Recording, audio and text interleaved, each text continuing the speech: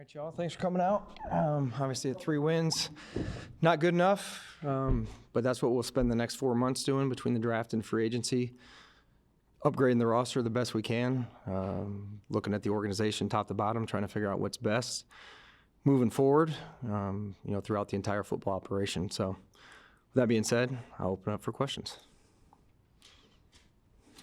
Joe, I think who does this fall on in your mind in terms of the performance this season? Yeah, I mean, first and foremost, myself. I mean, we're not good enough. We didn't play well enough. I've got to do a better job assembling a roster, with more talent, so we can go out and compete at a higher level. So I look inward, first and foremost. I know you thought otherwise when we spoke to you last time about whether you're going to come back. You were pretty certain you would be back. And did that ever waver? And what did you think when you did hear the news ultimately today? No, that never. I don't know if you got, like Brian said, he spoke to John specifically and he was told he was coming back today. Yeah, no, it never wavered. Never wavered from last time we were here from my feelings there. Joe, how much of your future success is obviously tied to bringing in a quarterback here in this offseason? Yeah, it's the most important position in football. And, you look at the roster right now, Tommy's the only quarterback on the roster. So that's definitely, important to any team in the NFL's success. So that's something we'll definitely be looking at. Where are you going to be looking at? What skills, what kind of characteristics do you? Yeah, I don't want to get into specifics on that, but we've done a lot of work on, the college guys. John mentioned earlier that, we'll look at free agency. We can also look throughout the draft, potential trade opportunities. So, we'll look at any avenue we can, to upgrade the position. And, we've talked before, in these situations, it's, the film is one part of the equation. And then, from a draft standpoint, you really got to get around these kids. And I think it's important, part of our process that we try to get around these kids every year. So when, they are free agents or a trade opportunity presents itself, you've spent an ample amount of time with these guys on who they are as people and their ability to learn and process information. So, do you have any regrets about not adding a quarterback from the draft last year? No, I'm happy with Malik, where he was, and, the draft class in general. I think I know those guys played well. They did. They played really well. I think 5 out of 6 of those guys played over 50% of the snaps, and Darius there towards the end was up around 40%, in terms of play time total. So, I'm happy with the core foundation that we were able to acquire through last year's draft, and I think those guys will be key pieces moving forward. Joe, on a week-to-week basis late in the season, were you aware of where your draft status was? Yes. Yes. So 1, then 2, then 3, then 4. So, Yeah. So when you got to 1, it's not getting to 1, you're losing to get to 1, obviously. Was there any thought in the last couple of games that, we're at 1 here, we need to try to win, but 1 looks pretty good if we need a quarterback? Yeah, you're always going to go out and try to win. I know John addressed that earlier. As long as, the New York Giants and, the Mayer and Tisch family are on board, like, we're going to go out and try to win the games. And, that's what we believe in. Joe, there's a thought that when a regime is entering like a must-win kind of year where you just were told you're coming back, that a GM and a coach will act out of self-preservation. Like, I got to spend a lot of money, have the best possible team, trade future draft picks to get the. How will you balance that versus that might not be the long-term interest of the Giants of spending spree and free agency and trading future draft capital? Yeah, I understand the question. I've got a tremendous amount of respect for the Mayer family and the Tisch family, and I would never do that. I understand we're gonna build this thing the right way, and I'm not gonna do a Hail Mary for self-preservation or anything like that. We have a plan in place that we believe in, and we're gonna stick with that. And again, I've got a tremendous amount of respect for ownership and what they believe in, and we have really good communication with them. And they understand our, where we are and where we're trying to go, and there will be no Hail Marys.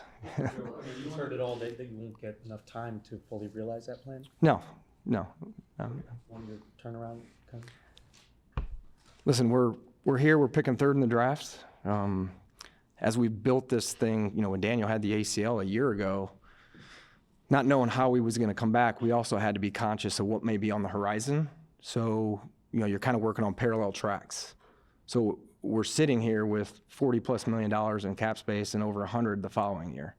So some teams are in this situation where maybe they need a quarterback and, they don't have the financial pieces or the draft resources. So we're in good shape from that standpoint in terms of improving, the roster via free agency, trades, or, through the draft. And I've got a lot of confidence in, the people in the building, the process, and, I've got a lot of faith in the plan that we have in place moving forward. Joe, are you under the belief that you need to make the playoffs next year? No. Again, we got to continue to build it the right way, and if we have a really good roster and, you get close, and again, I think John said it to you guys earlier, progress. And we're at 3 wins. We didn't make progress in the direction we wanted to this year, and it's not good enough, and it starts with me, and I understand that. But to have an ultimatum, you make the playoffs or you don't, that gets in a little bit of the question earlier, like if, that changes things, but that's not it. Like John believes in the people in the building and Steve, and, they're giving us the ability to, to build it the right way. What were your conversations like with John on Friday? You said you spoke. Yeah, I mean, it was with Dave's was in there too. We're going to keep those conversations private, but, they were productive. Good communication like what we always have. We, talk to John on a daily basis. So Friday wasn't like some out of the ordinary, situation. We have good conversation all the time, whether, it's at practice, in the building, on the phone, whatever it is. So we have constant communication. No, you're good. You've referenced having faith in your plan, and obviously on the outside it looks like it's going backwards. 9-6-3 wins. What is that plan? What can you articulate that is going to give faith to the fans who are obviously paying money to come to these games that it is going to be different? Yeah, I understand your question. Again, it goes back to a little bit what I said. We're not digging ourselves out of a financial hole or a lack of draft capital.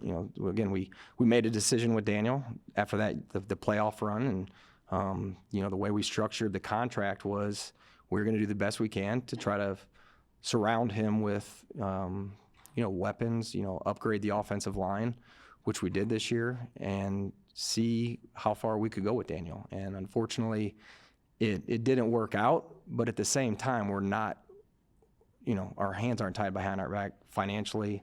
We're in good shape, over the next, we're in good, salary cap situation, and, we have, draft capital to make changes. And again, I've got a lot of confidence in the plan, the people in this building, and our process that will do that.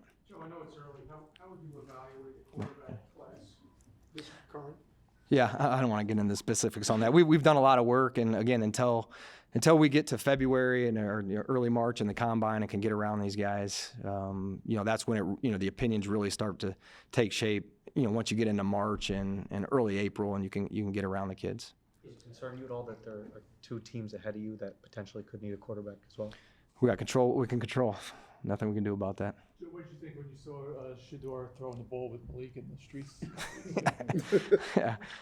That one caught me off guard. Obviously, I knew, the Heisman Trophy ceremony was in town. I didn't even realize that Shedeur would be in that. I guess he was supporting Travis. But, yeah, that was cool. I mean, unexpected. But, the fact that those two have a relationship, that was – I have not seen that before, an NFL receiver and a quarterback prospect playing catch down, in New York City. So that was interesting. Joe, then Shedeur then said something like, you can't go, when the week you guys had the #1 pick, he said something like, can't go higher than #1. I already know where I'm going, that kind of thing. It makes people wonder if you've given Shedeur's camp any indication that he's your guy. No, we haven't had any conversations with his camp on any of that stuff, and we don't really control any of that stuff. So, again, we got to control what we can control. Joe, both John and the players spoke about the positives of continuity, but when the results aren't there record-wise in the direction you want, what benefits do you get from a continuity in GM and head coach? Yeah, again, we're trying to build this still. Again, I know I spoke at the bye week. I believe it was 18 to 22 starters coming back. Where when you first get here, and where we were from a salary cap standpoint, and trying to prioritize how you were going to build it, where you were going to address certain things. It takes time to get to this point, and then again, we were talking to some of the defensive guys today in our exit interviews, and Bobby O, for example, like 2021, 2022, 2023, 2024. He's on 4 different defenses in 4 years. So it's, as you're talking to these guys and you realize how hard it is to learn some of these new systems. You got young guys that are getting their feet wet that are just finally starting to feel comfortable in the systems now. So, I do think it's important, and, and this is hard, and it takes time. And, I think the continuity factor is important, and, hopefully we see that come to fruition, in 2025. Why are you and Brian doing separate pressers today? It seems like in the past at this juncture, you guys typically meet us together. I've been in 6 hours of meetings today. You can talk to Deion about that afterwards. So I've been pretty busy. Just came up for air. So Joe, you had 10 different offensive line combinations this year, which was tied for the most in the league. Last year you had the same thing. I know one of the things you talked about when you first came here was solidifying the offensive line. Where do you think you are in that respect, and how important is it to galvanize that group? Yeah, that's a good question. I felt pretty good about it through the first 6 weeks. And then when AT went down, there's certain players on your roster that are difficult to replace, and I would put him in that category. So again, when we were rolling with those 6 guys, I felt good about it. We made significant gains in terms of the amount of sacks. I don't have the numbers in front of me, but I think we cut it in half or close to cut in half compared to a year ago. So I did feel good about the offensive line, up until that point. And then I would even say after the bye week, once we had some more injuries, I think we've given up 14 sacks, and 6 of those came against Dallas. Last 2 weeks we didn't give up any sacks. So not as bad as the year before, so I do think there's some improvements. Again, for the last 2 weeks to not give up any sacks, with the different amounts of, guys that were in there. So I do think it's better. So, all the guys are coming back except for GVR and Stinney are the 2 UFAs amongst that group, Hubbard as well.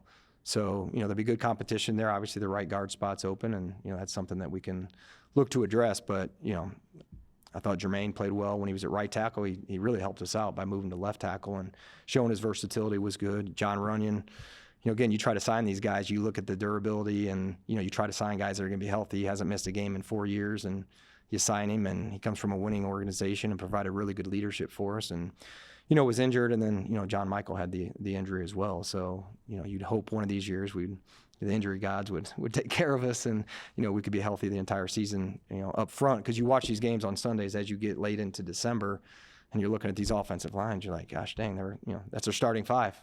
It'd be nice to have in December. So, again, that'll always be a priority for us moving forward. It was tough last year in 2023.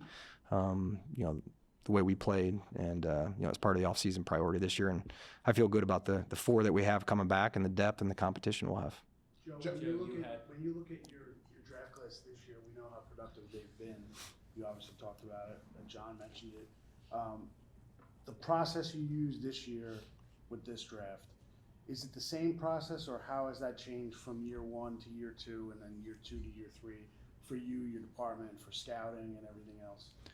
Yeah, year 1 you come in and Brandon Brown was the only addition, for that first draft. So you're working with a room full of people that, you're still trying to figure out. Some guys are really good at background, some are really good at scouting and evaluation and the round value. So you're trying to figure that out year 1. Year 2, we made some changes. We brought in, Chris Rossetti and Dennis Hickey, and, Cowden was on, came on board, this past year. So, the process isn't much different. I'm still learning, always learning. I think that's important. And, I reflect on some of the decisions we made, and maybe where, there was a blind spot, or I turned a blind eye to some things, that I learned from. And I think that's important, year 3, good process in place, the right people in place. I got a great scouting staff. It's unique that we took a player from each scout's area, so each scout of our road scouts who do a phenomenal job are represented in that draft class. So, our scouting staff is where we want it, pro and college staff. And, again, I got a lot of faith in the people in there. And, again, I think you saw the results from the draft class this past year. Do you let yourself go back and think, if you had your process before this class, if you were able to somehow go, I know you can't go backwards, Yeah. but are there things that you looked at that maybe would have been different in those first 2 draft classes if you had this team together the way have it set up right now. Yeah, and that's what keeps you up at night. You're always evaluating everything, and you want to be perfect, and you're dealing with the ultimate equalizer and human beings and people, and how they're going to react in different situations, and the big city and the lights, and the media and the pressure of playing in the city. So as we continue to do it, we're going to continue to sharpen our process. And again, I believe in the process and the people in the building. And yeah, you just got to learn. If you do make mistakes, I think it's you reflect on it, you own it, and you learn from it. And those experiences will only help you, as you move forward in those draft meetings. And that's an important part of, some of the experience that I have on my staff. Well, Brandon Brown could say, well, when I was in Philly, we did this, or Ryan Cowan could say, when I was in Tennessee, we did this, or Dennis Hickey, when I was a GM, some of that, experience comes in mixed in with some of our youth, is really helpful, as you're going through these decisions and trying to make the right decisions. Joe, couple more. John talked to us about how the defense was something that he was really concerned with. So for you, how will you go about, or what are maybe some of the biggest priorities for you fixing this defense? Yeah, Dave's and I, we'll go through those conversations here over the next couple of weeks. We're going to take a step back and look at it. And, is it scheme? Is it personnel? Is it, just run fits, or, some of it's, players too. So, we're going to look at all three phases and, where we need to upgrade and how we can get better. Joe, it's no secret you guys made a pretty significant draft resource investment in Jalen Hyatt, trading up to get him. Mm-hmm. Hasn't worked out. Playing time, he's not happy. He said, we'll see when we asked him about his future. How do you see Jalen Hyatt's future here, and how can he become more involved? Yeah, I'd heard that, so I called him, and just because he had to get something done, so we weren't able to talk to him yet. So I asked him about that, and he was, his take on it was there was a question about Darius, if Darius wasn't here. I think that was the we'll see comment, if Darius Slayton wasn't here. But yeah, still got a lot of confidence in Jalen, and some of it comes down to his skill set, utilizing his skill set. He's a vertical guy that can take the top off and can run, and he's an explosive playmaker. So part of it starts with getting somebody in here that can hopefully utilize his skill set. And again, with Wandell in the slot, I think he had 93 catches. Obviously, you guys saw Neighbors this year, and then also having a vertical guy that can take the top off. And Theo thought had a really good rookie season, really came on, really improved.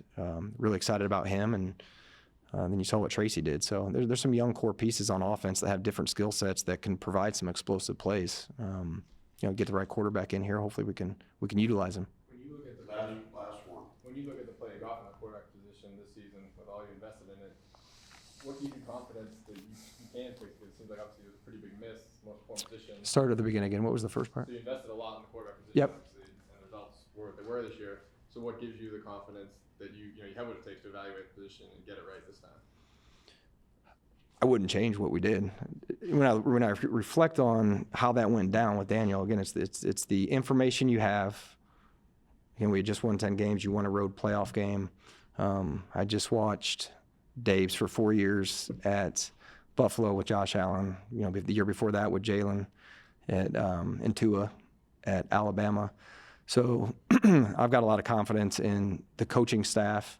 Again, I've got a lot of confidence in our process. We've done these quarterback deep dives the last 2 or 3 years, and I would say, the players that we were high on went on to have solid rookie years or second years, whatever it may be. So, again, a lot of faith in my staff, a lot of faith in the coaching staff with if it's draft or free agency or who we sign, that they would be able to develop them. I wish it would have worked out with Daniel, but it didn't. But that doesn't deter me from taking one and having a lot of faith in the people that are in place to develop whoever it is. You guys have been reluctant to move him to guard in the past. Is that something that's going to be on the table, you think? We didn't speak with him about that today. Again, those will be off-season conversations if that's something that we decide. But that didn't come up in our conversations with Evan today.